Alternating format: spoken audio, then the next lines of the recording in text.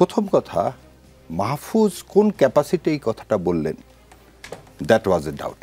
মাহফুজকে, কারণ এটা দুইটা লোক বলতে পারেন, একটা হচ্ছে প্রধান উপদেষ্টা বলতে পারেন, আর একজন আইন উপদেষ্টা বলতে পারেন। কারণ বাংলাদেশ জামাত ইসলাম এবং বিএনপি দুইটা দলই বেশ কিছু উপদেষ্টার বিরুদ্ধে তারা নট পরোক্ষ বলবো না, প্রত্যক্ষভাবে অভিযোগ উপস্থাপন করেছে।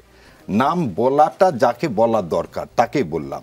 সারা দেশের মানুষকে বলে ওই লোকগুলো ক্রেডিবিলিটি এখনই নষ্ট করে দিয়ে এই সরকারটাকে ইনস্টেবল করাটা মনে হয় খুব একটা বুদ্ধিমানের কাজ না। আজকে উপদেষ্টা মণ্ডলী আছে, তারা পরিবর্তন হবে, কিন্তু that does not mean they will move or switch to the আপনার কেয়ারটেকার গভর্নমেন্ট। কারণ সরকারের সনদের ভোট করতে হবে, গণভোট আছে। সো আপনি খালি যে সংসদীয় পার্লামেন্ট ইলেকশন করবেন তা না। দ্বিতীয় কথা, আমরা বলছি প্রশাসনের আমূল পরিবর্তন করতে হবে। থার্ড কথা, আজকে দেখেন বিএনপি একটা অভিযোগ দিয়েছে, যেসব সংস্থা সরকারি না তারা যেন ভোট কেন্দ্রে কি করতে না পারে, সহযোগিতা করতে না পারে।